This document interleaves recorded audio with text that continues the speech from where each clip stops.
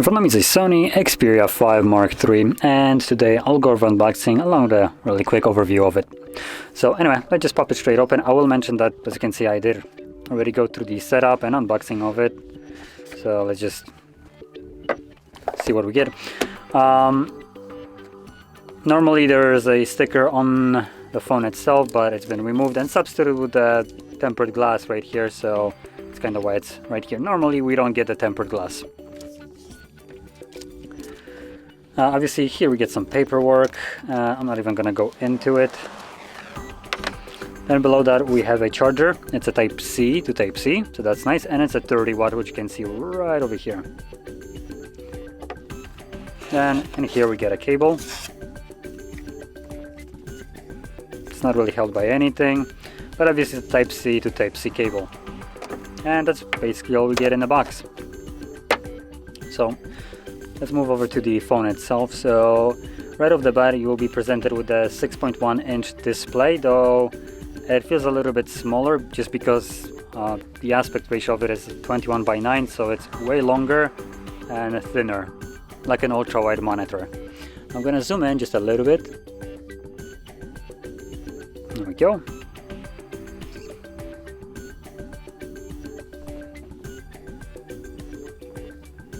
Okay, so going back to the screen itself, it's a 1080p by 2520 resolution, which puts it at 449 pixels per inch. Probably on a higher side considering the size and the density of it, comparing it to any other flagship. And it's an OLED display that boasts a 1 billion color gamut with 120 Hz refresh rate. For some reason it's not HDR10 plus certified, it's just HDR. Which is weird considering this is an OLED display, but I assume it's not meeting the max brightness requirement, which, like I said, for an OLED it's a little bit weird. I'm trying to turn off the dark mode just so I can see how it looks like. There we go. So this is right now maxed out in brightness, and it's not even peaking the camera, so yeah, it's a little bit on the lower side, I guess. Now moving on, we have an 81.4% screen to body ratio. We do have bezels at the bottom and the top, and if I change the wallpaper you'll be able to probably see them a little bit clearer.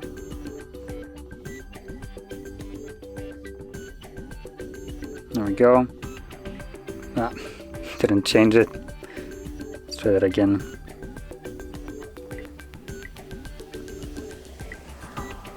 So you can see the bezels clearly now. We have a decent bezel at the bottom and even bigger one at the top. So that is a little bit disappointing for a phone released at the end of actually 2021. So yeah, that's basically the display. Now moving over to the back, which supposedly is basically the star of the show, we have a triple camera setup, and we have a 12 megapixel wide, then we have a telephoto sensor with again 12 megapixels and another 12 megapixel ultra wide. And at the front, right over here, we have a 8 megapixel wide sensor. Now I did capture a couple of photos with this camera, and honestly it wasn't blowing me away, but the camera right here is not catering to me, which is a simple-minded little photography that basically allows me to snap a decent photo every time I press the shutter button.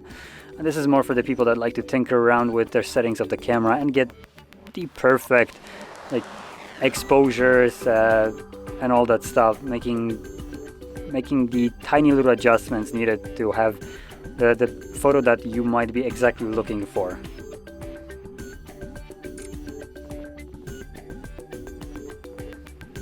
As you can see, additionally, it does have a live focus, so whatever you select, it will try to keep it selected. You can see it following the plant right now. Let's see. So we have two photos right here, and that didn't really come out too well. For some reason it's focusing a little bit further behind.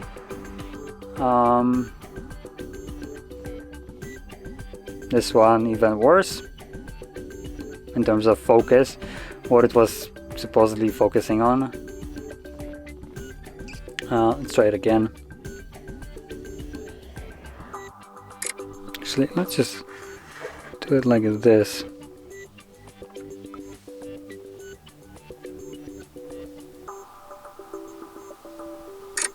There we go.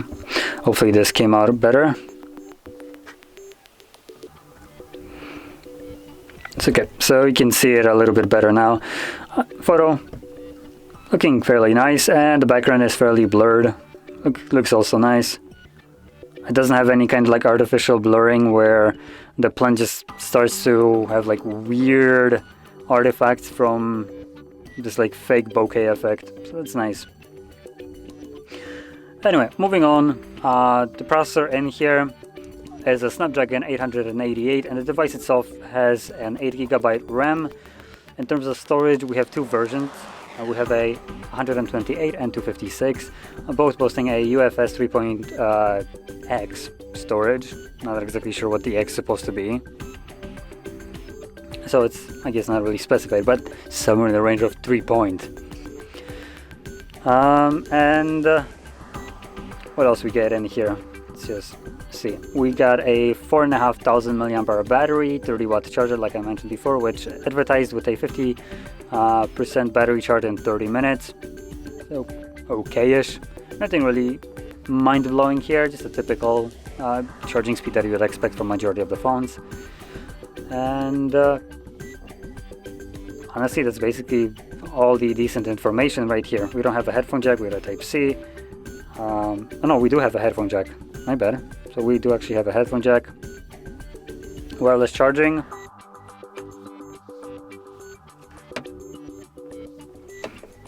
It looks like there is no wireless charging in here. I do have a wireless charger embedded in the table, so that's kind of why I was placing off the screen. And yeah, the price of it comes at about $900. So it's not the cheapest device by any means. And as basically every other Samsung Xperia device that came out, the price seems a little bit inflated for features that not everybody will use, because you pay for their Cinema Pro and Camera Pro applications, which, like I mentioned, not everybody will utilize. So for the people that will not utilize this, it seems like an overpriced device. The cameras themselves also aren't really mind-blowing from what I've seen before, and there's a couple things that are lacking in this device for the price. As an example, wireless charger would be one of those. Under-display fingerprint sensor, which is substituted by a power key combo. So this is also a fingerprint sensor. So yeah, the device, in my opinion, in terms of a flagship phone, it's mediocre. I wouldn't say that it's worth the price that it's going for. So if there's some kind of sale on it, then it might have been a little bit more worth it, but for a retail price of about $900, it's a little bit hard pill to swallow, considering that there are definitely better options there. And one of the phones which might not be the most fair comparison,